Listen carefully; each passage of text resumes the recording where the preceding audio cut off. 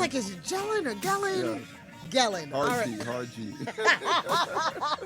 Thank you for being patient with me. Yeah, my pleasure, my pleasure. So, you are an entrepreneur, Yes, you're a philanthropist, you're a government official. yes, You are a lot of things. yes, yes. Which of the titles best describes who you feel?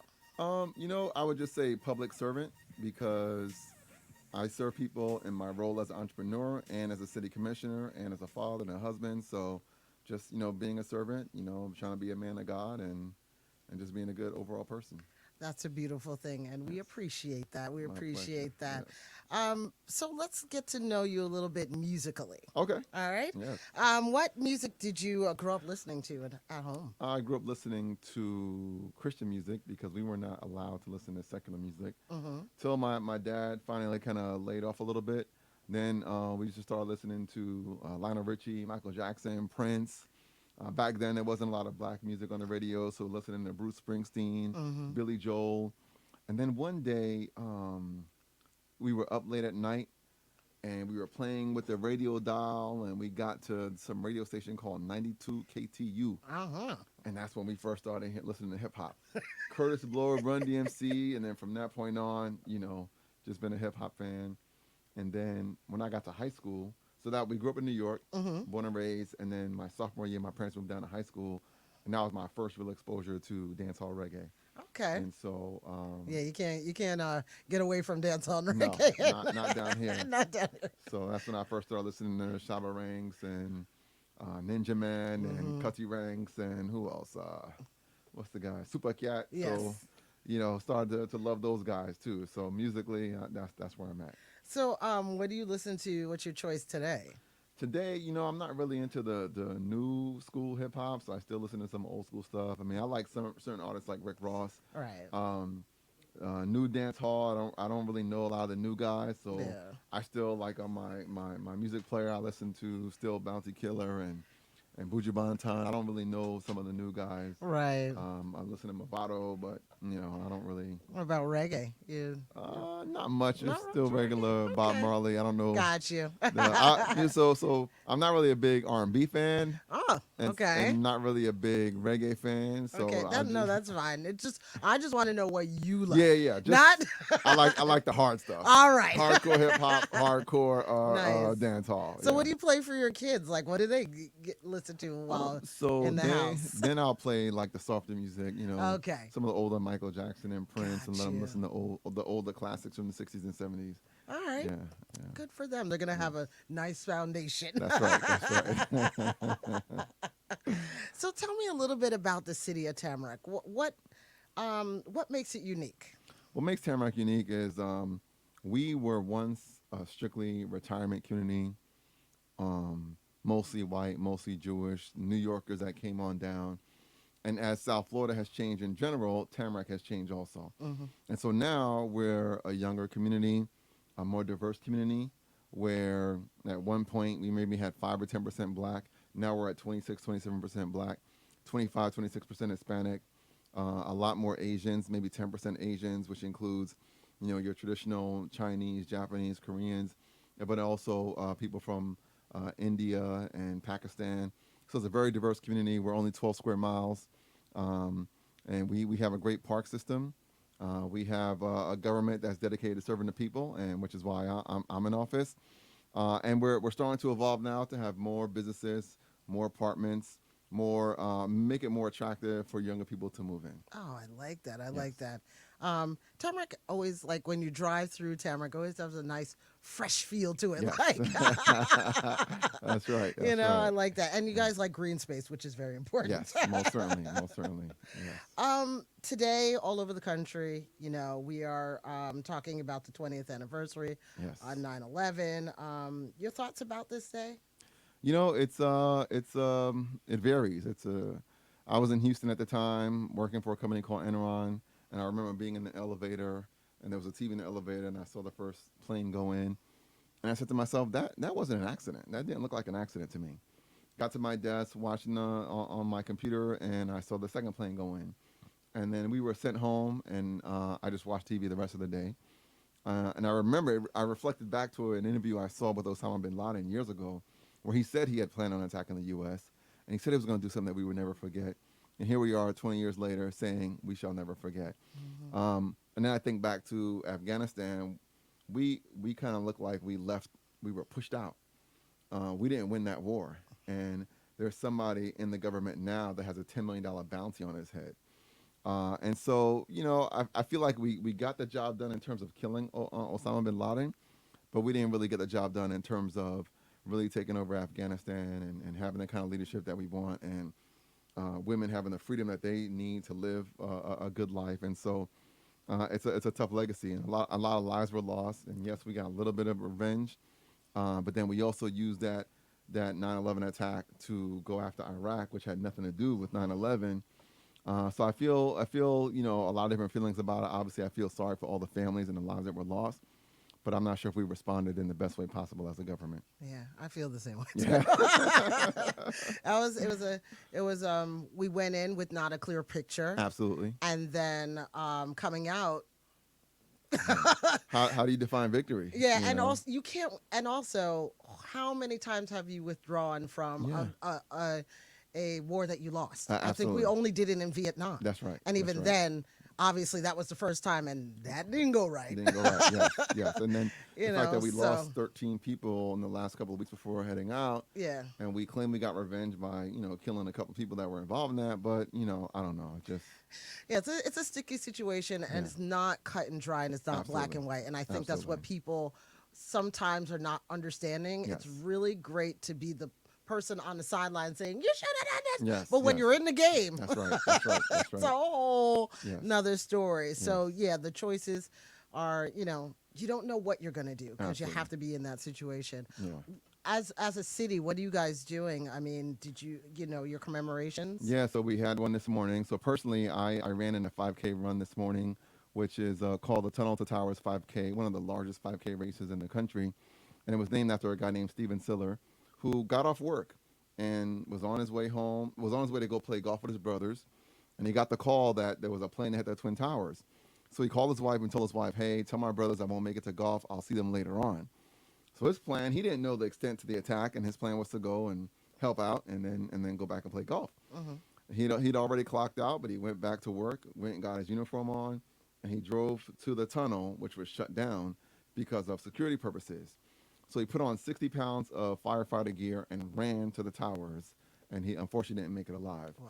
So this race is to, celebrate his life. And so this morning, even though I didn't train, I ran. And even though I wanted to stop, it was hard for me to stop because I'm looking at other firefighters with full uniform on. Here I am with shorts and a T-shirt. They got full uniform on. Firefighters, cops, they're running with their gun belt, full uniform on. So I'm like, man, I can't stop if these guys are not stopping. So I did that this morning. After that, at about 9:30, we did a ceremony in front of a 9/11 memorial we have at the City Hall. Recognize our firefighters and police officers. And then we had like because of the coronavirus and social distancing, we had like a drive-by where residents drove by and honked their horn to honor and recognize our firefighters. And we give them a goodie bag with some books and some pens and foods. And so it was a nice way for us to pay tribute to 9/11. Yeah, first responders, boy, this is, people don't realize what they really go through Yes. until you actually need help. Yes, absolutely, absolutely. Yep. And then you're like, oh my gosh. Yeah, yeah. You know what I mean? Yeah. And I feel bad that did you like do a little stretching or anything before you like ran? Did you like stretch out the legs a little bit? A little bit. Yeah, but you weren't even like prepping for this at all. You just was like, I'm just gonna jump up in there. Yeah, and I woke up do late, the 5K. ran out. And I woke up late. Oh Lord, that's not good. Yeah, I give mad props to all the first responders, especially firefighters, because they do have to carry a lot, and then they have to carry bodies on top of that. Yes. So they're extremely strong. So you can't really compare yourself to them. No, it's true. It's true. It's true. You know what I mean? Yeah. And then law enforcement less so because they have the gun belt, even though Right. that and their vest, which Yes. is a little bit heavy. But Yes. yeah, compared to firefighters, And they ran with the big heavy coats I don't know how in they the do hot that. weather. I mean, it's hot out there. not me. Yeah. I'll be on the sideline cheering like, you Yep. go. Yep, absolutely. But that's a beautiful way. That is definitely a beautiful way to tribute. Yes. To do a tribute. I love that. I love that. Now, you're a black official, Yes. elected official, Yes. and I'm sure you face some challenges, Hmm. to say the least. Yes. What do you see as how many years? This is my third year in Third office. year in office. So starting November, will be the start of my fourth year Okay. and final year, unless I win re-election November of next year. Okay. Yes. Nice. Yes. So you've been in for a little minute, Yes. feeling your way through and everything. Yes. What do you see as an issue that needs to be addressed when it deals with black elected officials? Well, I don't think we get treated as fairly as other elected officials. Mm-hmm. So, for example, recently, over the last 3 or 4 months, or even in the last 6 months or so, we've been heavily criticized by the local paper, Sun Sentinel, Mm-hmm. with all these accusations of us asking for more money and more gifts and more travel and things that just not real news. Like Right. we have to travel to Tallahassee and to DC to lobby our It's Tallahassee part of your lobby. job. It's part of our job. Yeah. And then we also travel to conferences, educational conferences, to learn about what we need Good to governance. do. There you go. Yeah. Yeah. So Makes sense. yes. And so then I learned earlier that there was a commissioner in Boca Raton Mm-hmm. who actually was found guilty of actually stealing money. And her husband stole money or profited from a deal that they voted on, which was illegal. And she Right. served time. And they got less criticism than we're getting. And Wow. I don't think the media treats, well, I know for a fact. And, Yes. and I'd love to commission like a school to do a study Mm-hmm. to show that we get attacked a lot more for doing a lot less. And even right now, our city manager was arrested for his role in an extortion scheme. And today, the Sun Sentinel writes an article about one of my fellow black elected officials, Marlon Bolton, Wow. instead of focusing on someone who actually got arrested And for we're a going to crime. get into that city I mean, manager argument in just a moment. okay, okay. We're just going to go back to the media Sure. for a quick sec. Yeah, I think that whole skewed vision Hmm. of when you're black, it is 3 to 4 to 5 to 10 times more worse Yes, yes, than a fellow person absolutely, who is absolutely. not. Yes, Yeah, and it's just unbelievable because any other job, no one's complaining about somebody who works for AT&T right, who has to travel right, to absolutely.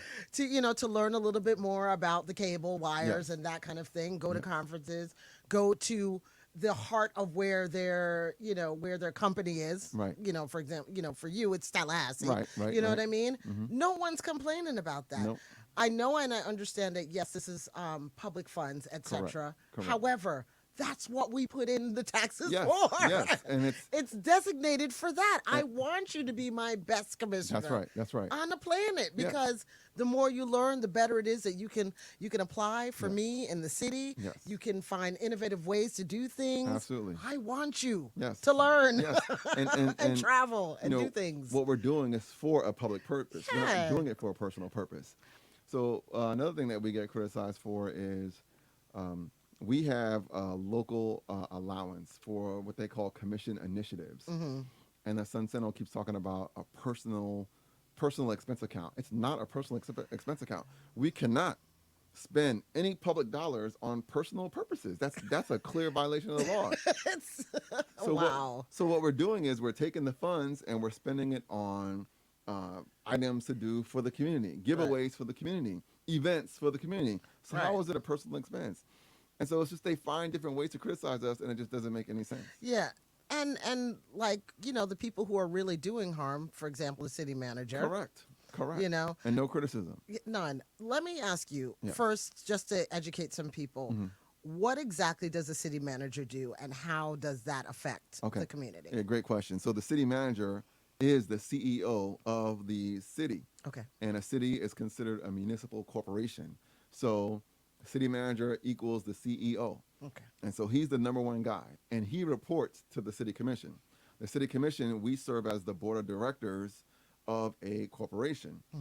So we're not into the day-to-day of what's going on in the city. We set policies, and they execute the policies. Gotcha. But when it comes to negotiating deals and bringing companies in, we approve the actions of the staff. So, for example, Amazon is building a facility in Tamarac. We approve that, but staff did the work on that. And so staff gets involved in some of these deals, and in his case, he got a little bit too involved. Yeah. He actually he got arrested for allegedly stealing funds. Yes. Um and some kind of Yes. extortion. Yes. So, I mean, this is a guy who Wow. was probably the highest paid city manager in the state of Florida, with Wow. total compensation of over $500,000 a year, with the city putting in about $90,000 a year in his pension plan. Jeez. The city's contribution, not his contribution. Yeah. But he, for some reason, was dealing with a group called the Chait Brothers. The Hmm. Chait Brothers are already responsible 10 years ago for getting three Tamarac commissioners arrested. One died, two were arrested, got charged, and after a long trial, they were eventually found not guilty, but their name and reputation were dragged through the mud, and still today. Another county commissioner, Josephus Egliston, spent time in jail, as did another lady named Patricia. I forgot her last name. So these guys are known to flip. When the pressure comes on, they flip. So why would he deal with somebody like that? I have no clue. But there was a developer. There is a developer that's trying to build 400 homes on a golf community in Tamarac, Hmm.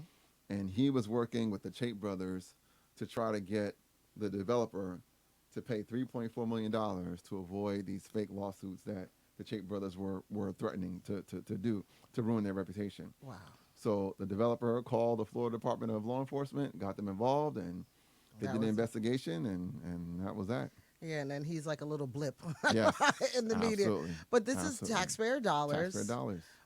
You paying he's clearly not broke Clearly, clearly, with the money he's making. clearly.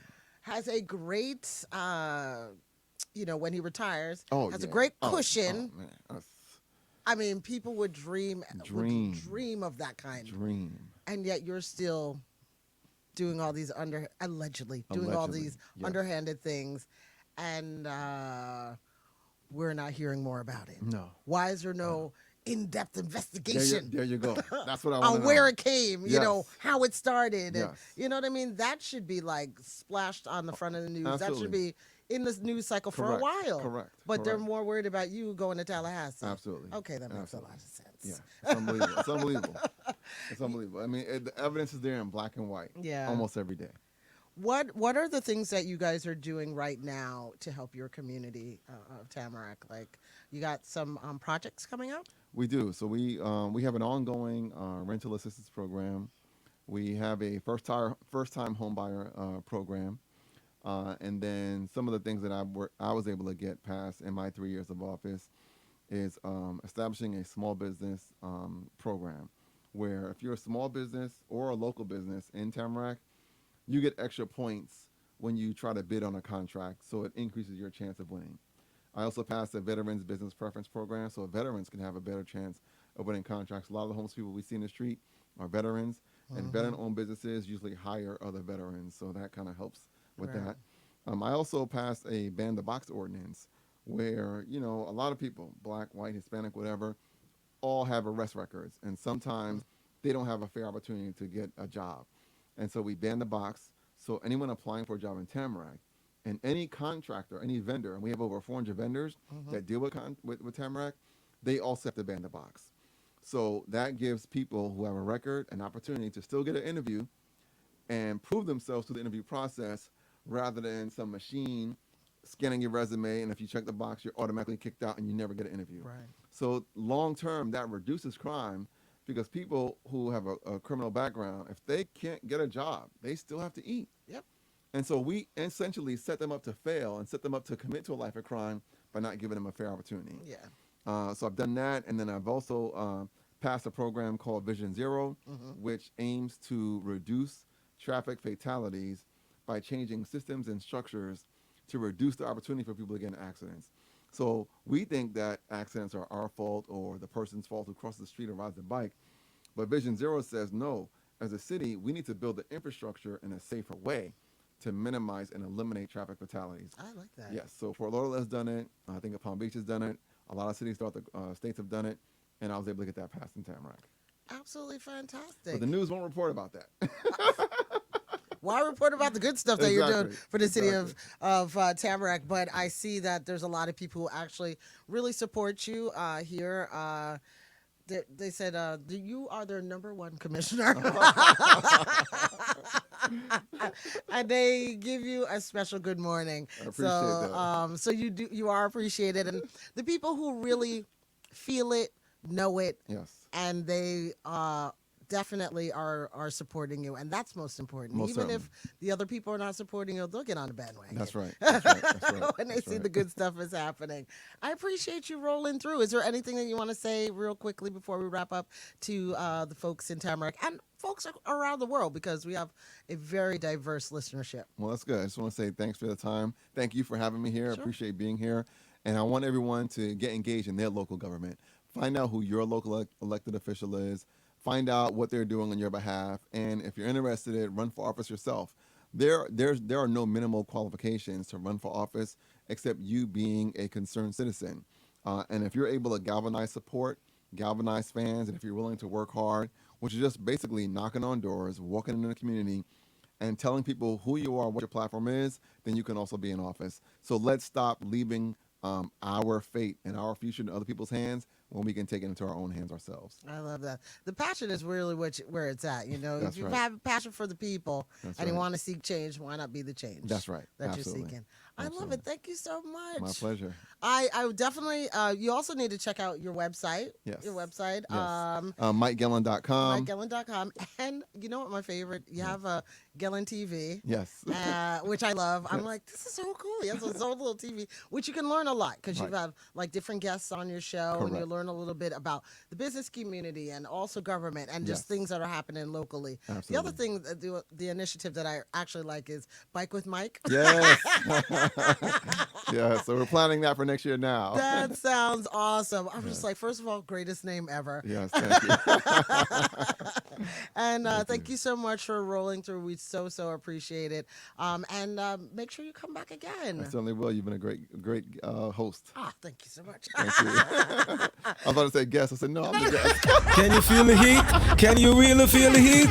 Yeah, it's the Heat Wave Show on Streaming Up Radio every Friday, 8 to 10 p.m. and Sundays, 12 to 2 p.m. with the ambassador himself, me, DJ Lucky, dropping the best and latest in dancehall, hip-hop, reggae, R&B, Afrobeats, and soca. DJ Lucky on the Wings of Steel. Plus keeping you up to date with what's happening in entertainment and current affairs. The heat, I know you feel the heat. It's the Heat Wave Show on Streaming Up Radio. Hold your butts up.